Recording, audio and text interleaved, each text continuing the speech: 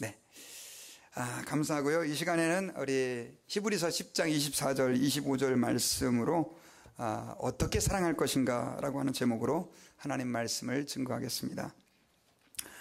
여러분, 이틀 전에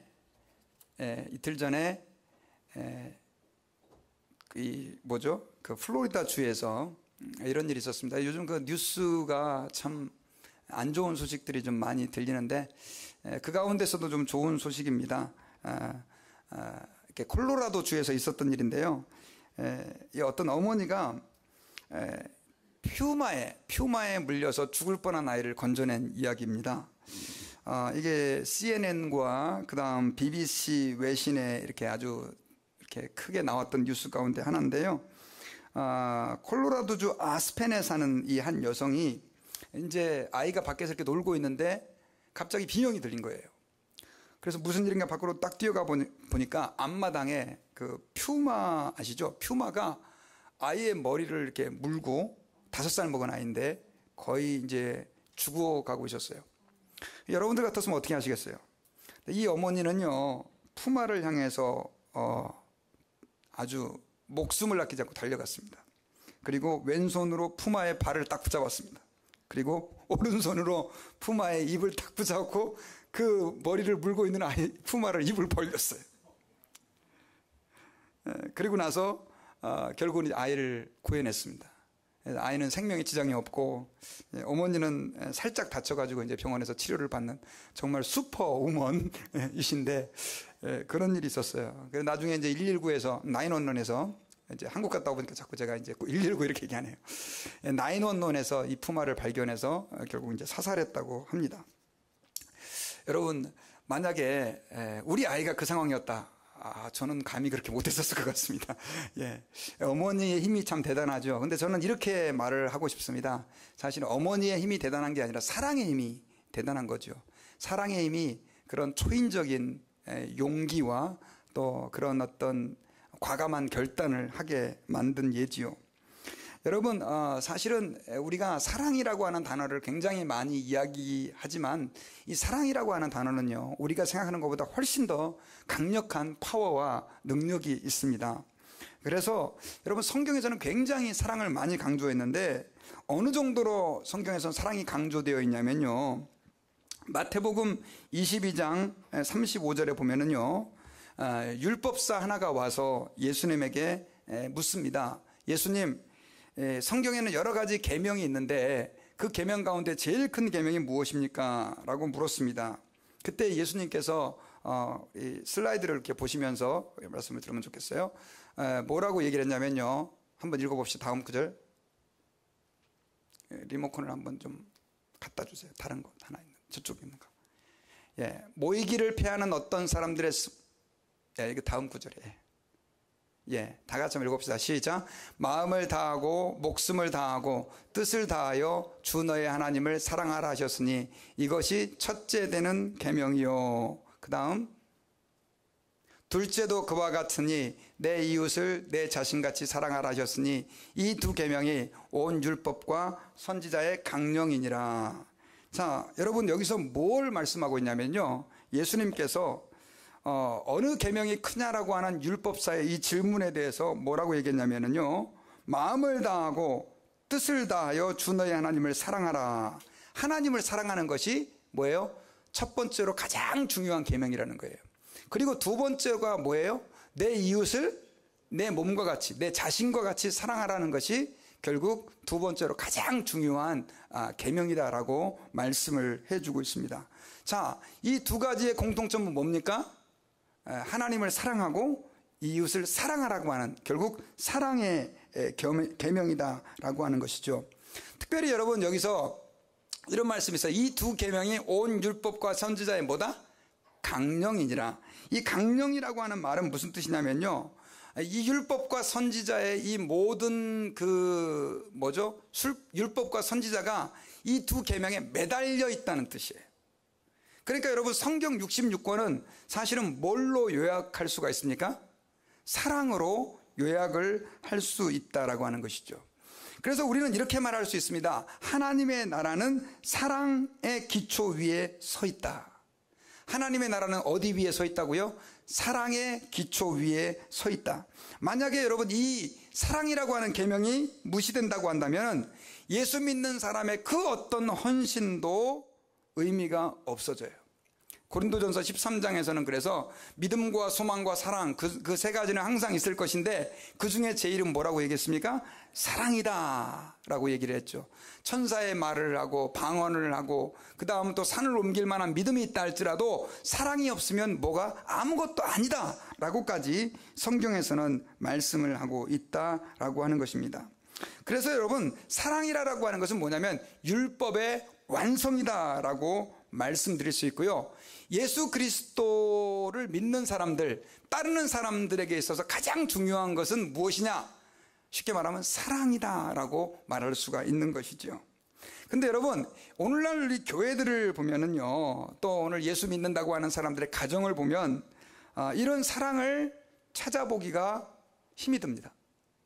예수를 믿는 사람들이 오히려 더 사랑이 많고 그 다음 또 자비도 많고 은혜가 풍성해야 되는데 여러분들의 이미지 속에는 어떻습니까? 예수 믿는 사람들이 더 냉혹하고 어떤 때도 잔인하고, 실제로 여러분 안 믿는 사람들은요 그런 것들을 굉장히 많이 비판을 해요. 근데 제가 한번 생각을 해봤어요. 왜 그렇게 예수 믿는 사람들이 사랑이 중요한 걸 알면서도 자꾸만 냉혹해지고 더 잔인해지고 더 비판적이 될까 하는 생각들을 해봤어요. 근데 여러분 이런 이유 때문이 아닌가 싶어요. 교회 오면 목사님의 말씀을 통해서 계속해서 우리가 배우는 게 뭡니까? 예수 믿는 사람들은 이렇게 살아야 됩니다. 또 예수 믿는 사람들은 이렇게 사는 것이 하나님이 기뻐하시는 것입니다 라고 말하면서 하나님의 말씀대로 살 것을 계속해서 배워요. 그렇지 않습니까? 그건 아름다운 일이죠. 근데 문제는 그 배운 것이 자기에게 적용되는 게 아니라 자꾸만 누구에게 적용됩니까? 다른 사람에게 적용이 되는 거죠. 그래서 이렇게 살아야 된다라고 하는 것으로 자기를 돌아보는 게 아니라 자꾸만 다른 사람을 비춰보는 거예요. 그런 시각으로 사람을 바라보니까 이 사람은 성경 말씀에 이렇게 기록되는데 왜 저렇게 안 살지? 저 사람은 왜 성경 말씀대로 저렇게 안 살지? 이런 생각들이 자꾸만 드는 거예요. 자기 자신도 말씀대로 안 사는데 그건 못 보고 다른 사람들을 자꾸 어떻게 해요? 내가 가지고 있는 지식으로 말씀으로 비난하고 평가하고 판단하게 되는 것이죠. 그러다 보니까 오히려 사랑이 많고 은혜가 많아야 될 예수님을 믿는 사람들이 더 냉혹하고 무서운 사람이 되어가는 것이죠. 여러분 요즘에 동성애 문제로 굉장히 세상이 떠들썩하죠. 제가 한국에 갔다 보니까 한국도 지금 문제가 굉장히 심각합니다. 얼마 전에 서울시 내에서 서울시 광장에서 퀴어 축제라고 하는 동성애자들 축제가 또 있고 막 그래가지고요, 보통 문제가 아니더라고요. 미국만 시끄러운 게 아닙니다. 근데 여러분 제가 미국에서 어떤 분을 만났는데 이분은 교회에 굉장히 헌신된 분이세요.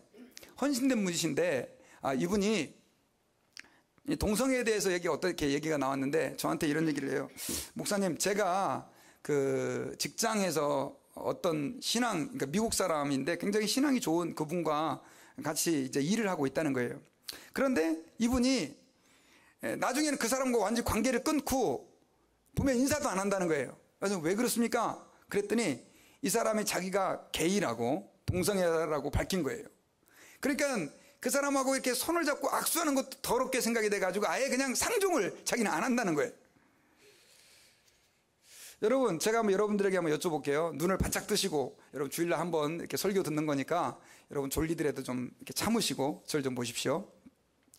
자, 여러분들은 그 사람이 잘했다는 생각이 드십니까? 아니면 저렇게 하면 안 된다는 생각이 드십니까? 예. 안 되죠. 그런데 성경을 보면요, 성경에는 동성애는 하나님께서 제일 싫어하시는 죄라는 거예요. 그리고 어떻게 해요?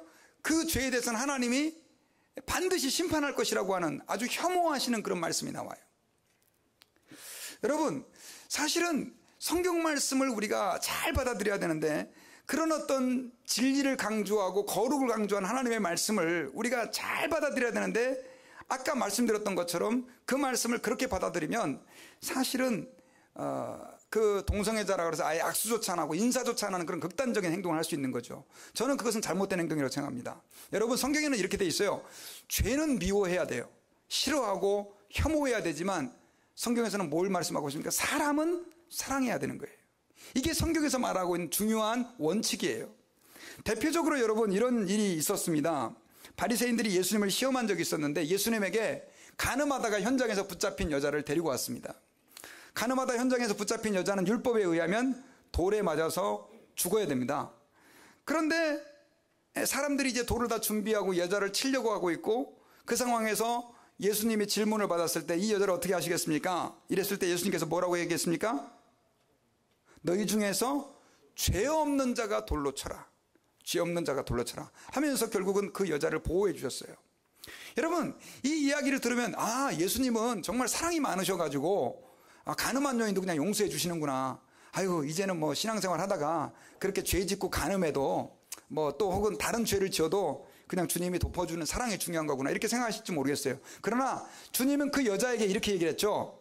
나중에 사람들이 다 떠나가자 너를 정죄하던 자들이 어디 있느냐, 그러면서 가서 너 다시는 죄를 짓지 말라, 이 말씀을 하시면서 그 여인이 죄 가운데 살지 않도록 사랑을 베풀어 주시면서 진리 가운데 거할 수 있도록 해주셨죠.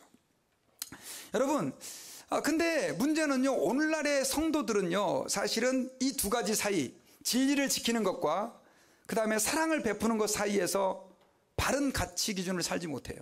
어떤 사람은 사랑을 강조한다는 이유로 진리를 훼손시키고, 요즘 뭐 동성애자 목사를 안수 주는 교회의 문제들, 그 다음 또 죄에 대해서 무조건 사랑해야 된다라고 말하면서 죄 짓는 것을 아예 옹호해버리는 그런 교회들, 이런 문제들이 있는 것이죠. 그러나 여러분, 우리가 하나님 앞에서 기억해야 될 것은 이 두 가지가 잘 세워져야 되는 거예요. 특별히 여러분, 그런데 그럼에도 불구하고 오늘날 많은 그리스도인들은요, 교회를 다니면서 신앙생활하면서 결국은 점점 더, 제가 볼 때는 이 사랑보다는 진리 쪽으로 간다고 하면서 사랑을 점점 더 배척해요. 이것은 신앙생활을 오래 한 사람일수록 더 심각한 문제입니다. 하나님 앞에 깊이 헌신되어 있다는 사람들이 더 많이 그렇다는 거예요. 여러분, 요한계시록에는요, 에베소 교회의 이야기가 나옵니다. 근데 이 에베소 교회는요, 하나님 앞에 아주 칭찬받는 교회였어요. 자, 같이 한번 읽어봅시다. 시작. 내가 내 행위와 수고와 내 인내를 알고 또 악한 자들을 용납하지 아니한 것과 자칭 사도라 하되 아닌 자들을 시험하여 그의 거짓된 것을 내가 드러낸 것과.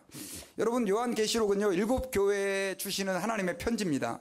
근데 그 가운데 우리가 좀 이 에베소 교회를 좀 주목해 봐야 되는데, 에베소 교회는요, 내 행위와 수고와 인내가 주님의 마음을 감동시켰던 교회예요.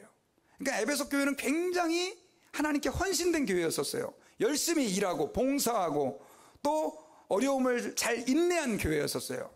그리고 그뿐이 아니었어요. 악한 자들을 용납하지 아니한 것과 자칭 사도라 하되 아닌 자들을 시험하여 그의 거짓된 것을 내가 드러낸 것과, 요즘 말로 말하면요, 계시록이 기록될 당시에만 해도 사실 지금도 이단들이 많지만 그때도 이단들이 많았거든요. 근데 이단들을 잘 분별해 가지고 진리를 바로 세운 거예요, 교회가. 자, 그러면 칭찬받을 만합니까? 아닙니까? 칭찬받을 만하죠. 그런데 주님이 이 에베소 교회를 향하여 이렇게 말씀을 하셔요. 4절에서는 자, 그러나 너를 책망할 것이 있나니 너의 무엇을 버렸노라? 처음 사랑을 버렸느니라. 자, 에베소 교회는요, 하나님 앞에 아주 충성되고 헌신된 교회였고, 그 다음 또 인내하고 이단을 분별해내는, 진리를 바로 똑바로 세우는 그런 교회였었어요. 그런데 뭘 버렸습니까? 사랑을 버려버린 거예요. 주님이 근데 이거에 대해서 뭐라고 말씀하시냐면요, 이거 아닙니다. 성경에서는요, 네가 첫사랑을 회복해라. 만약에 그렇게 하지면 내 촛대를 옮겨버리겠다라고 말씀해주고 있는 거예요. 여러분, 교회는요, 열심히 일하고 예배 잘 드리고 또 성경 공부도 열심히 하고 뭐 다 좋습니다. 봉사도 많이 해야 돼요. 그러나 사랑이 없는 교회는 교회예요? 교회가 아니에요? 교회가 아니에요. 그것은 주님이 교회로서의 존재 가치가 없다라고 말씀을 하고 있는 것이다 라고 하는 것입니다. 자, 그렇다고 한다면요, 여러분, 오늘날 우리가 지금 우리 다사랑교회도 마찬가지고 오늘날 이 교회들이 그러면 어떻게 사랑해야 될까요? 저는 특별히 여러분, 오늘 히브리서 10장 24절 말씀을 중심으로 우리가 하나님 아버지 앞에서 어떤 사랑을 해야 되는지 그 말씀을 몇 가지로 생각해 보기를 원하는데요. 첫 번째로는요, 사랑의 마음으로 서로를 돌아봐야 됩니다. 한번 따라해 봅시다. 사랑의 마음으로 서로를 돌아봐야 된다. 여러분, 교회가 서로 사랑이 있다, 가정이 사랑이 있다라고 하는 것은 뭘 얘기하는 거냐면 서로 돌아보는 그런 마음들을 가지고 있어야 돼요. 여러분, 오늘 히브리서 10장 24절은 이렇게 시작이 되죠. 서로 돌아보아 사랑과 선행을 격려하고. 여기서 서로 돌아본다라고 하는 이 말은요, 카타노메오라고 하는 단어예요. 카타노예요. 근데 이 단어는 주의 깊게 살핀다는 뜻이에요. 여러분, 하나님 앞에서 우리가 사랑을 한다라고 할 때 우리는요, 다른 사람의 사정을 주의 깊게 살피는 그런 삶들을 살아야 돼요. 나 중심의 삶이 아니라 다른 사람의 삶을 좀 주의 깊게 살피는 삶을 살아야 된다는 것이죠. 여러분, 그 로버트 로젠탈이라고 하는 하버드 대학의 동물학 박사가 한 분 있었어요. 근데 이분은 동물학자이기 때문에 들쥐의 그 생태를 연구하는 사람이었는데, 이분이 집에다가 들쥐를 200마리를 키우고 있었습니다. 근데 여름이 돼가지고 이제 이분이 휴가를 떠나게 됐는데 3개월간 여름 휴가를 떠나면서 아무 생각 없이 그 들쥐에다가 그 50마리를 이렇게 흰색 페인트를 그냥 이렇게 칠해놨어요. 그런데 이 사람이 이제 휴가를 떠나고 그 사육사들이 이제 그 쥐들을 기르게 되는데, 아니, 주인이 흰색 페인트를 칠해놓으면서 무슨 얘기를 안 한 거예요. 그러니까 왜 주인이 이 들쥐에다가 흰색 페인트를 칠했지?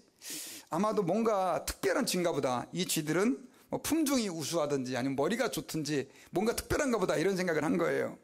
그래가지고 이 사육사들이요, 그 흰색 페인트가 칠해져 있는 그 50마리의 쥐들을 다른 쥐들보다 훨씬 더 신경 써가지고 잘 보살핀 거예요. 물론 먹이는 같이 좋지만. 근데 그렇게 3개월이 더 지났는데요, 나중에 3개월이 지나서 보니까 이 50마리의 쥐가요, 다른 나머지 150마리의 쥐하고 완전 다른 거예요.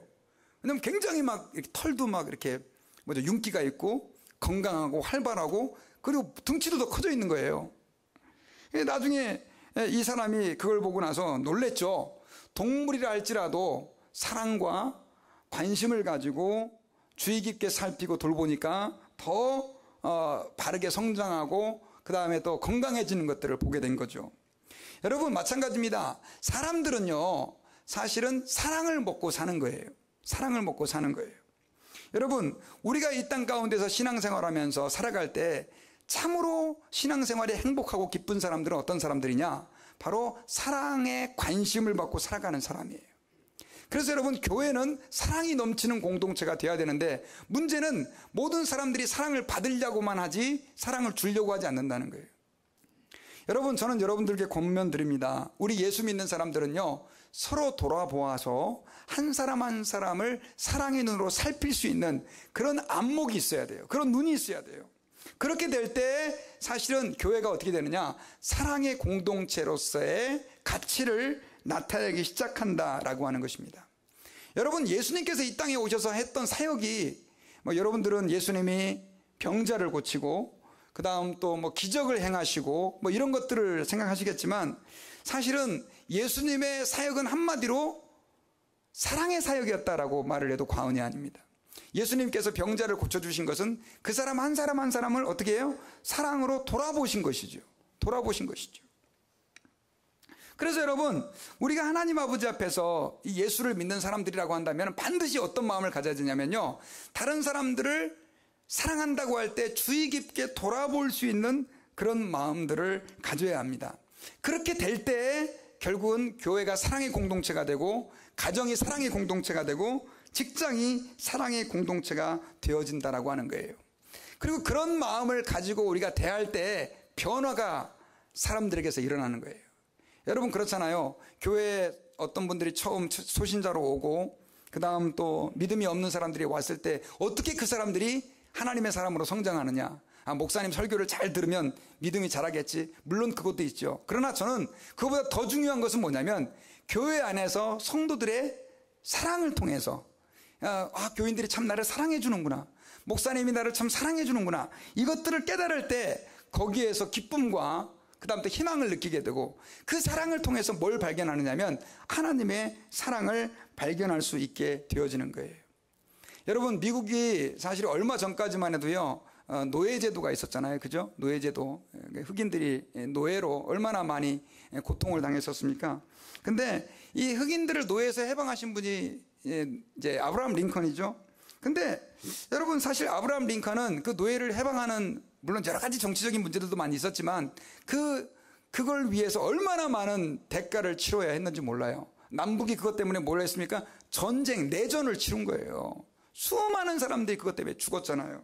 근데 그렇게 피를 흘리면서도 결국은 이제 노예제도가 폐지되고, 쉽게 말하면 이제 노예들에게도 사람답게 살 수 있는 그런 자유가 주어졌죠. 그런데 그 아브라함 링컨이 그렇게 노예제도를 해방시킨 일, 그 엄청난 일인데 그것들을 하게 됐던 것은 뭐냐면 그 노예들의 상황을 돌아보게 되는 그 마음부터였다라고 하는 것이죠.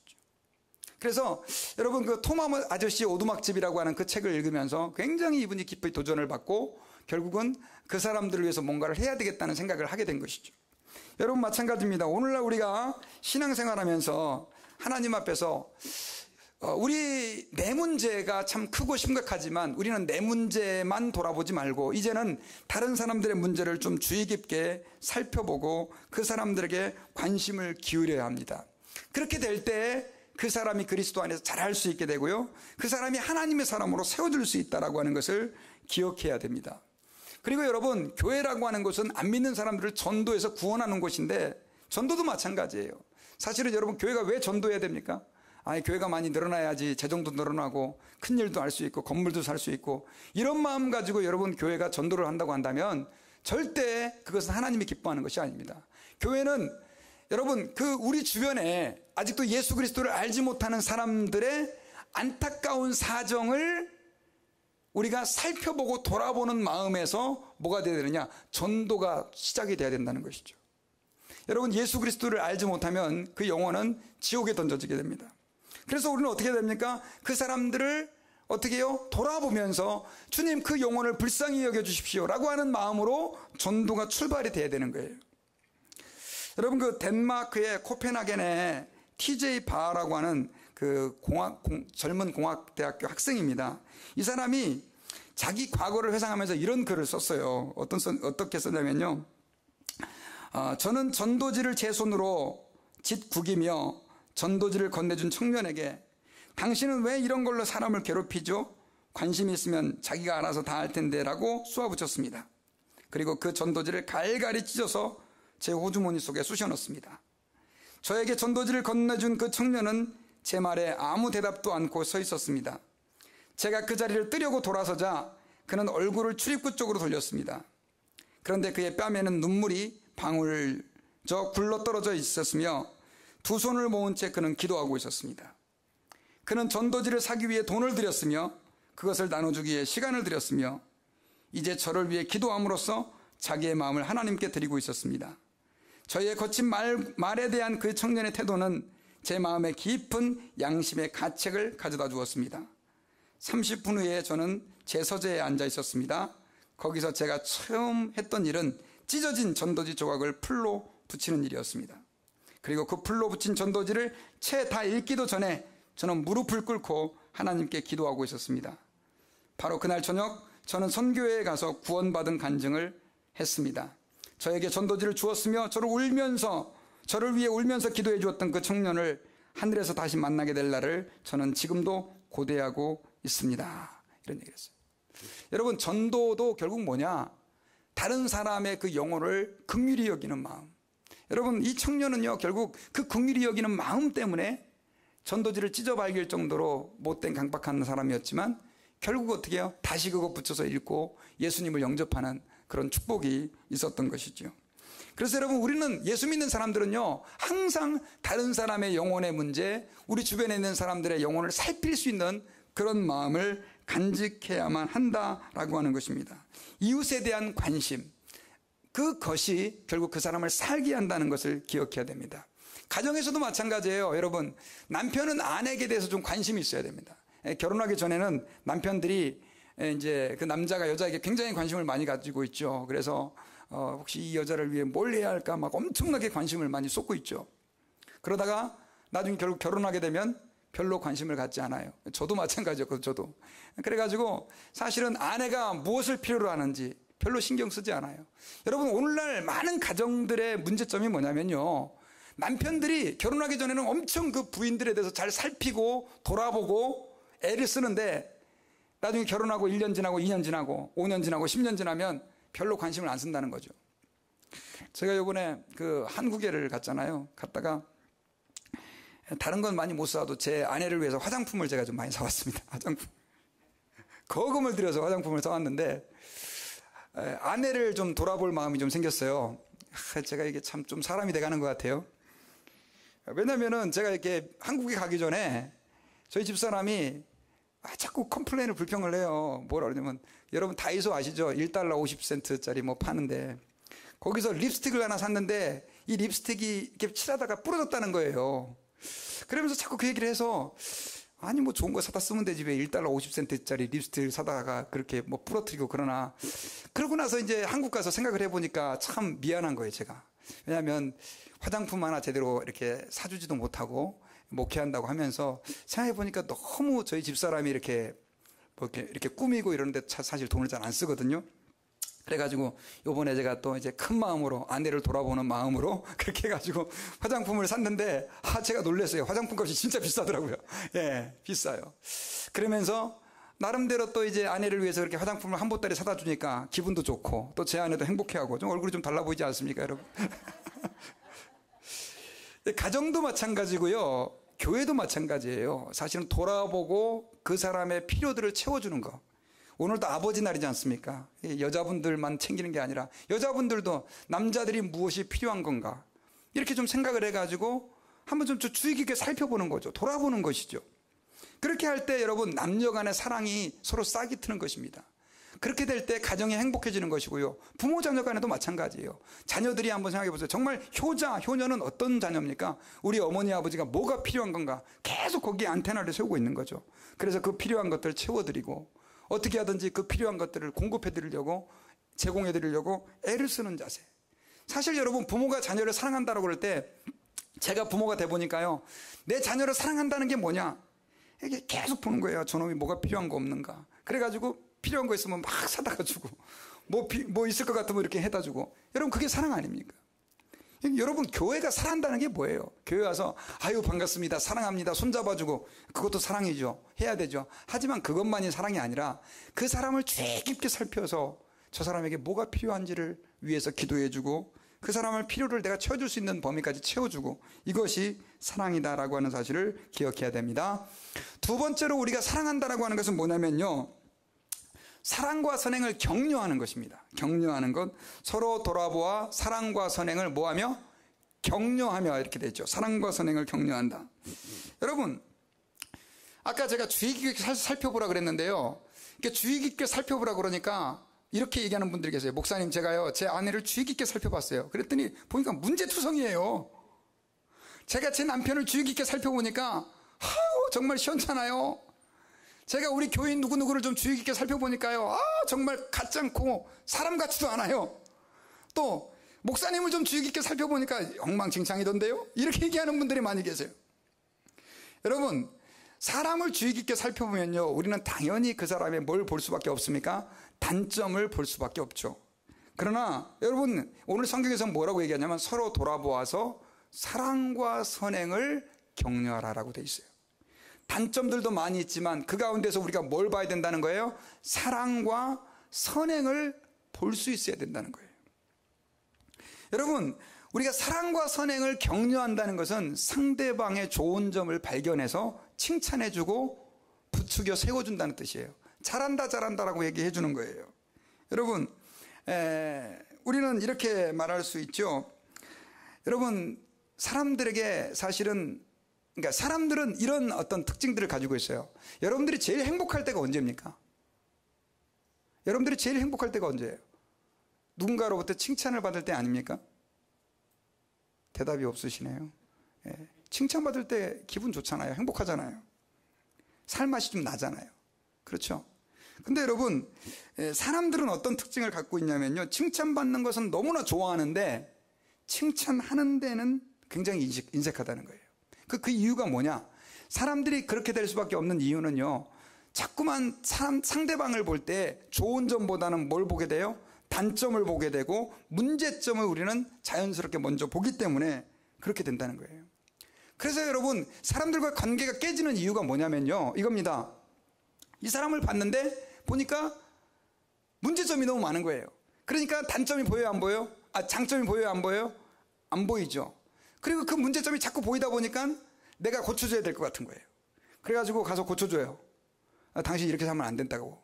그러니까 그 사람이 뭐라 그러니까, 니는 잘하고 있냐? 이렇게 나오는 거죠. 예. 그러니까 어떻게 해요? 자기는 좋은 뜻에서 얘기했는데 그렇게 나오니까 자기도 기분이 나빠지는 거예요. 그래서 야, 네가 더 못했지 나보다는, 이렇게 나오는 거죠. 그러다 보니까 어떻게 됩니까? 서로 싸우고 서로 관계가 깨지고.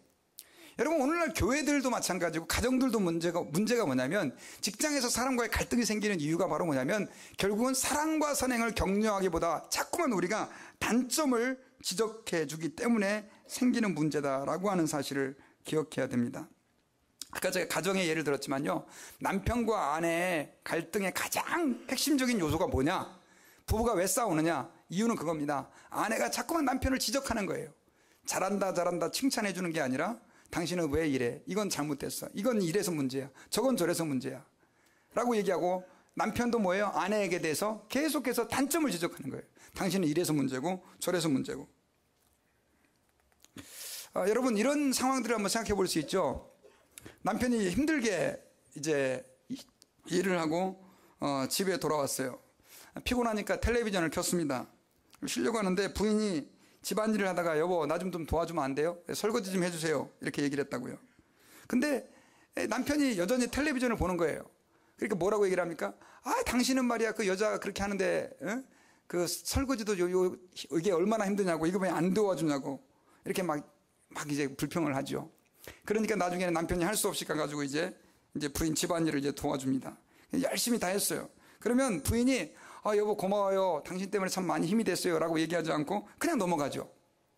여러분, 이건 뭘 얘기하느냐면, 우리가 일상의 삶들을 살면서 우리가 항상 사람들의 좋은 점보다는 뭘 보냐면 단점을 보는 경향이 우리에게 있다는 것을 말씀해주고 있는 것이죠.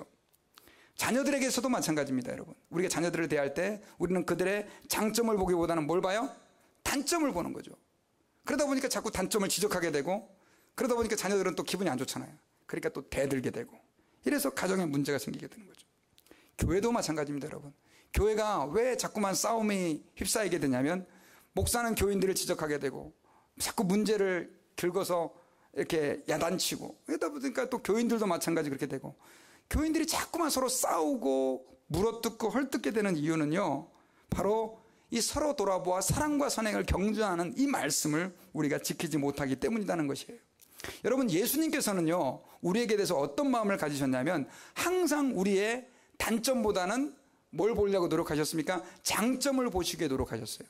만약 여러분 한번 생각해 보세요. 여러분들이 예수님의 은혜로, 예수님이 십자가에서 여러분들을 위해서 죽으심으로 하나님의 자녀가 됐고 구원받고 죄사함 받았는데, 만약 여러분들이 그 과거를 한번 여러분들 스스로 생각해 볼 때 과연 주님의 그러한 사랑을 받을 만한 자격이 있었냐는 것이죠. 없었죠.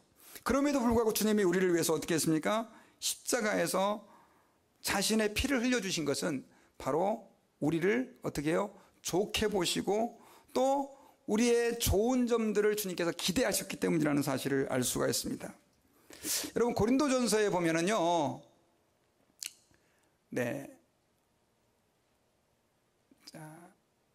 고린도전서에 보면은 바울이 고린도 교회에 보내는 편지가 이렇게 기록이 돼 있어요. 근데 거기에 보면은 바울이 고린도 교회에 보내는 편지에서 이렇게 시작을 해요. 같이 한번 읽어봅시다. 시작. 그리스도 예수 안에서 너희에게 주신 하나님의 은혜를 인하여 내가 너희를 위하여 항상 하나님께 감사하노니. 자, 5절 시작. 이는 너희가 그의 안에서 모든 일 곧 모든 구병과 모든 지식에 풍족함으로 그리스도의 증거가 너희 중에 견고케 되어 너희가 모든 은사에 부족함이 없이 우리 주 예수 그리스도의 나타나심을 기다림이라.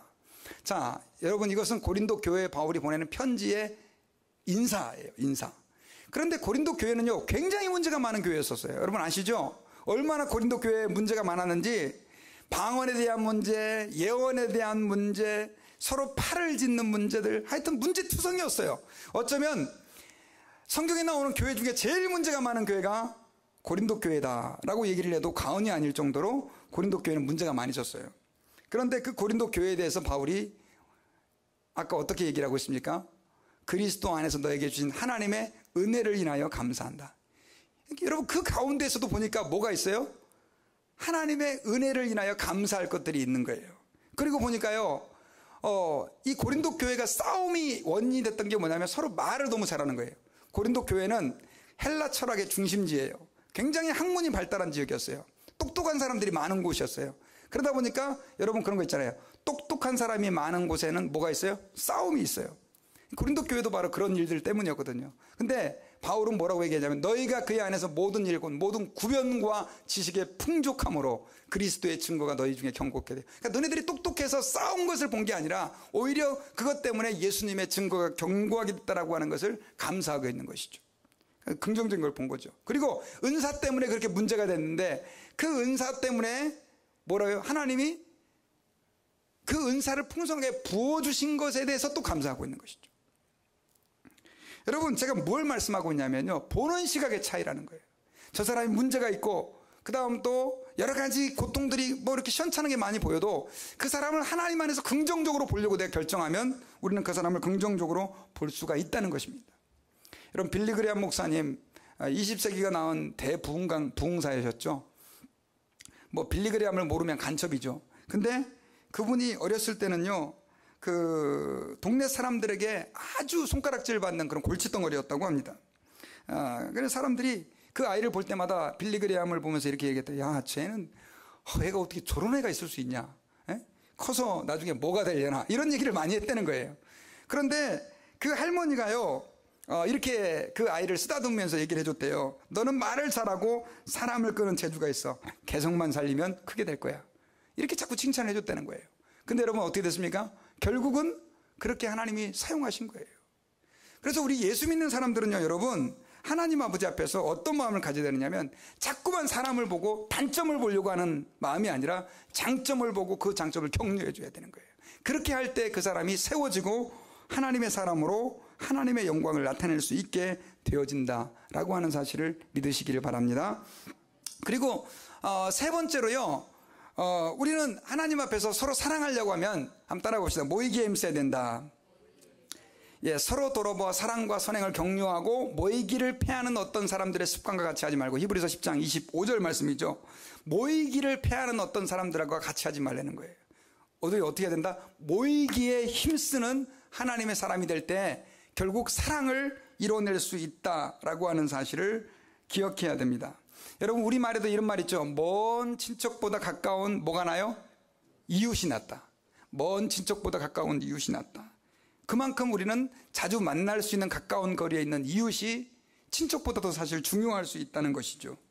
여러분, 초대교회가요, 정말 예수 믿는 사람이 그렇게 핍박당하는 상황 속에서도 굉장히 강력하게 부흥될 수 있었던 것은 뭐냐면 서로 모이기에 힘쓰는 교회였었어요.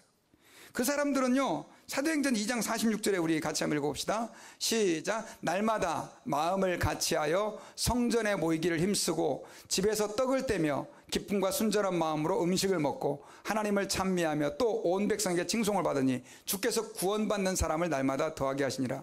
보니까 뭐라고 되어 있어요? 날마다 마음을 같이하여 성전에 뭘 힘쓰고요? 모이기에 힘썼다는 거예요. 모이기에 힘썼다. 예수 믿는 사람들이 모일 때 거기에 하나님의 능력이 나타나요. 모일 때 사랑이 풍성해지고요, 자주 만날 때 거기에서 하나님의 역사가 일어난다는 사실을 기억해야 됩니다. 여러분, 예수님께서요, 제자들을 뽑으실 때 12명을 뽑았는데 그 12명을 뽑은 이유가 마가복음 13장에서는 이렇게 기록되어 있어요. 같이 한번 읽어봅시다. 시작. 이에 12를 세우셨으니 이는 자기와 함께 있게 하시고 또 보내사 전도도 하게 하며 귀신을 내어 쫓는 권세도 있게 하려 하심이라. 자, 여기 보니까요, 예수님께서 제자를 뽑으신 이유가 전도도 하고 귀신을 내어 쫓는 권세도 있게 하는데 거기에 제가 노란색으로 언더라인 해놓은 게 있죠. 뭐라고요? 이는 자기와 뭐라고요? 함께 있게 하시고. 예수님은 제자들을 뽑은 이유 중에 첫 번째 이유가 뭐냐면 자기와 제자들을 함께 있게 하기 위해서였다는 거예요. 여러분, 이것은 뭘 얘기합니까?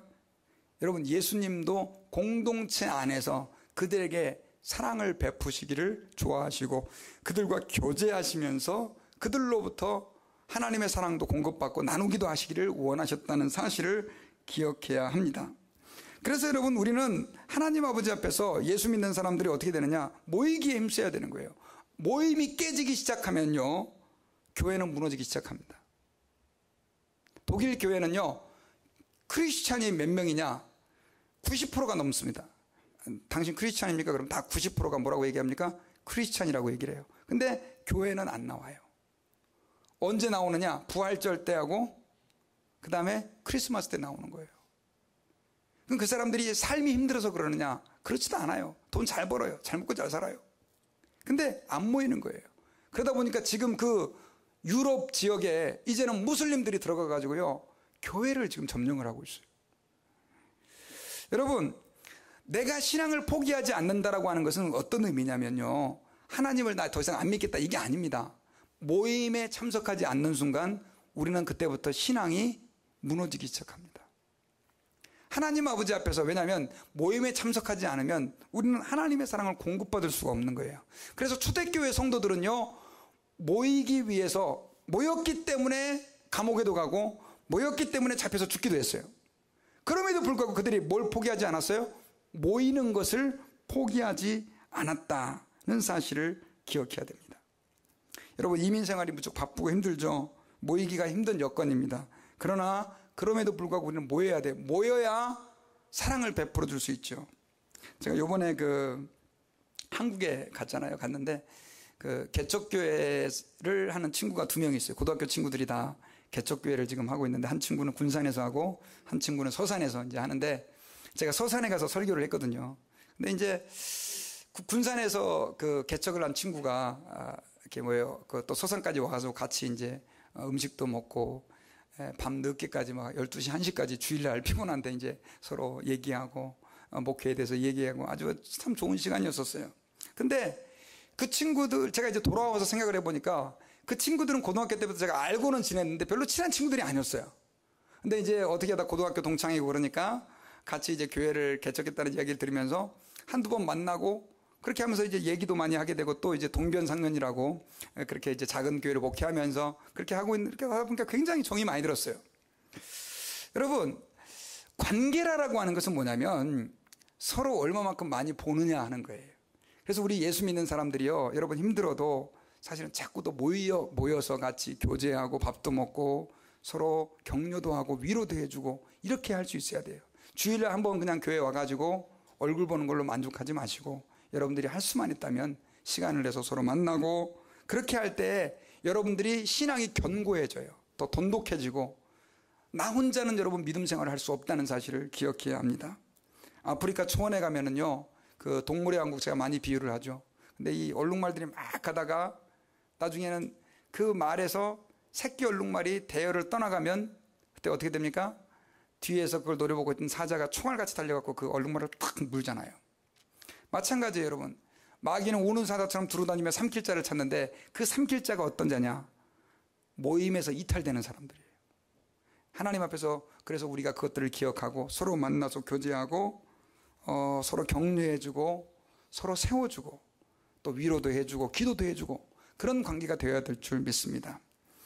자, 이제 저는 말씀의 결론을 맺겠습니다. 하나님 앞에서 우리 교회가 하나님이 원하시는 교회로 세워지려면 어떻게 되느냐? 하나님이 기뻐하시는 교회의 가치를 발휘하려면 어떻게 되느냐? 교회가 사랑이 넘치는 교회가 되어야 돼요. 사랑이 넘치는 교회.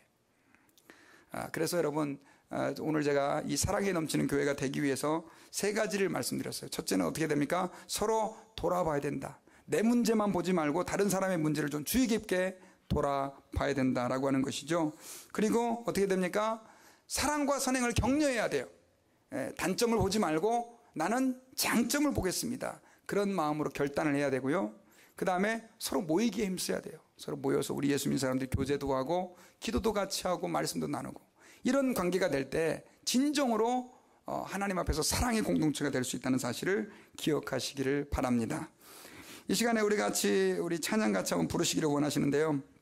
아버지 당신의 마음이 있는 곳에, 이 찬양 우리 같이 한번 부르는데요. 여러분, 하나님의 마음은 한마디로 뭐냐? 사랑의 마음입니다. 그래서 여러분 정말 제 안에 하나님께서 우리를 향하여 품으셨던 그 사랑의 마음을 제게 부어주십시오. 그렇게 기도하는 마음으로 우리 같이 한번 이 찬양 하나님께 말씀 생각하시면서 부르시겠습니다.